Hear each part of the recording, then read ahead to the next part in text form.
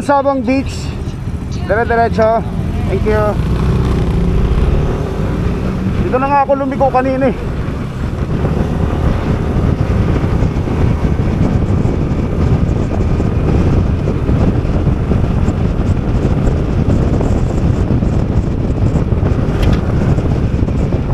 Yan, after naligaw 2 beses, ewan ko ba kay Google saan tayo dinaan. Ito na ngayon tayo, malapit na tayo sa Sabang Beach. We're just 2 minutes away. Here we go. Wow, here is the beach. Yan. Here we go. In 400 meters, you will arrive at your destination. Madam, magkano yung pako mo? 20 lang, sir. Gano'ng karami yung 20? Isang tali, sir. 20 na yan? Yes, sir. Marami na yan pag niluto? Kaunti lang po. Kunin mo na po, 200 na lang po yan. May tawad kang isa. Masarap to. Pako pern. Masarap yan. Po kayong isang tali. Yan na Huwag naman, masyadong marami yan. Dapat konti lang. tali po. Teka lang. Siguro mga ano, kahit mga 3 lang. Sige po. Tawag yan, lato-lato. Lato-lato. Para pako-pako. Ano pong masarap i-pares yan? Pwede yung ano, Itlog na puti inilaga. Magkano daw? 20, ano lang to? sir. Ilan to, madam? 3 lang yan, sir. Gawin na kaya natin 5. Oh, 5 na po, asan na? Sige, sir. Pagbalot. Opo, sir. Itlog maalat. Hindi, matamis ang itlog dito sa baboy. Ayan. Masarap. So tatry natin ito mamaya. Gagawin nating ano, kilawing pako. Yan. Opo So, na wait lang, lang. sir. Morning, dito na kami sa anong beach to, sir? Sabang Beach, sir. Sabang Beach. Mag-inquire tayo dito yung mga kaibigan nating tourist sa police. Sir, magtatanong kami saan ba yung may mga pwede ritong palutuan, ganyan. Dito, sir, sa... Yes, sir. Yung parang picnic. Actually, magpapaluto lang kami. Dahil alis din naman kami mamaya. Parang hindi naman advisable na mag-hotel pa kami. Oh, magpapaluto lang kami, tapos kakain lang kami, papalipad lang kami ng drone. Ganun lang, sir. Yung... Dito, sir, sa ano, dito sa may Urba, ano? Alin bang banda, sir? Dito, sir, sa may dulo po. Yung tower, sir. Sir, niyang malaking bahay. Yung tower, sir, na yun. Yung last tower, sir. Dito lang, sir. Yung malaking bahay, sir. Yung mismo katabi po. Ito yung kulay na yan, yung bahay na yan. Oh, sir, yung may tower din, sir, na bahay. Yung malaki na... May mismo- tore. Oh, yung may tore, sir. Yung mismo katabi po. Mag-inquire na lang, sir. Yes, Kasi sir. may mga ihaw-ihaw. Ihaw-ihaw lang, tapos may sasakyan. Ihaw-ihaw, and then may mga panluto na ba sila na ano? Let's say mga isda, ganon. Ay, wala, sir. Saan kami may mimili sa bayan? Public market, sir.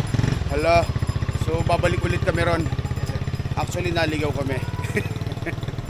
Supposed to be kanina pa kami. Taga saan po, sir? Taga saan? Manila kami, sir. Manila. Local tourist. So helpful naman yung mga kaibigan natin pulis dito. Pag may kailangan kayo, approachable sila, approach nyo lang. Yung narinig ko, baka firing range yung nasa gilid. Wala akong kaguluhan, ha. Baka mamiss ano nyo eh. Baka akala nyo may pumuputok. Yes, may pumuputok, pero firing range yung nasa kabila. Okay? Pag mayroon kayong concern, lapitan nyo lang yung mga local police natin dito, mga kaibigan natin, mababait sila. Tingnan natin ngayon yung room dito sa parang kubo-kubo lang. Ito si sir, parang nipa hut. Pasukin natin yung loob, kawayan yung sahig, may mesa. Yun, ito yung tulugan kung low budget. Tulog lang naman ang gusto nyo, tapos low budget. Ito, mura lang ang mag-overnight. Yan, pinabuksan natin. Yan, buksan natin ilaw. Kahit na 10 persons, kasya. For the price of, magkano sir? 1.5. 1,500 for overnight. Pwede nyo hanapin si sir. Anong contact ni sir? Bro. Ay, search lang sa Facebook, Abro. Abro. Dito sa Badera Aurora, Barangay Sabang, Barangay Sabang, search nyo lang sa Facebook. Hanapin nyo si Sir Urba. Sir Orba. O, kapangalan pa ng utol ko ah. And sabi ko nga kung low budget lang, okay naman. And eto, nasa harap ng dagat. So, ito na mismo yung dagat. Tapos dito, meron namang area na pwede kayong kainan. May duyan, may kainan. Huwag nyo nang pansinin yung mga nakatambay. Yan. Ito na yung kalsada, ito na yung parking. And ito na mismo yung dagat. So, nasa harap siya ng dagat. O, diba?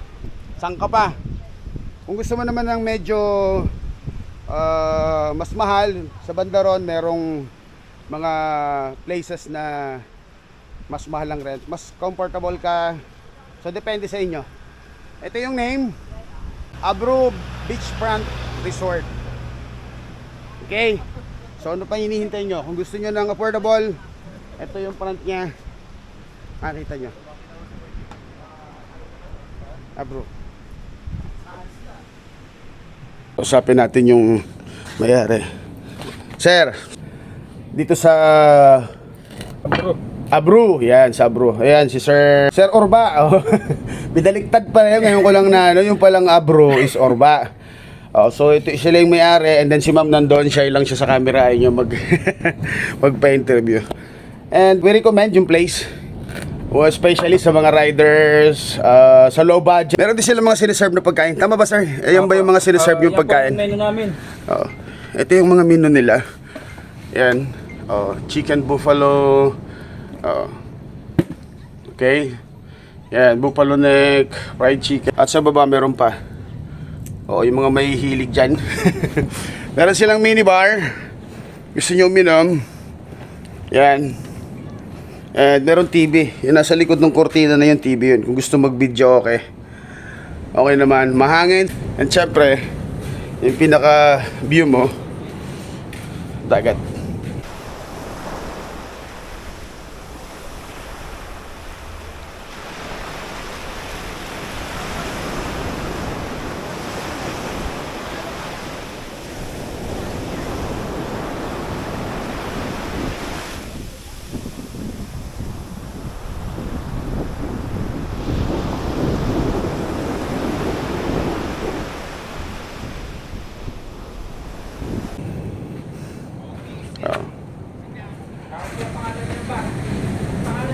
Ay, pangalan. O nga pala, Kahose pala yung pangalan nito. Yung Kahose. Pero isa lang mayari. So ano pa yung hinihintay nyo? Pasyal lang kayo. Ito lang yung lugar niya. Yun na yung dulo. Ganda.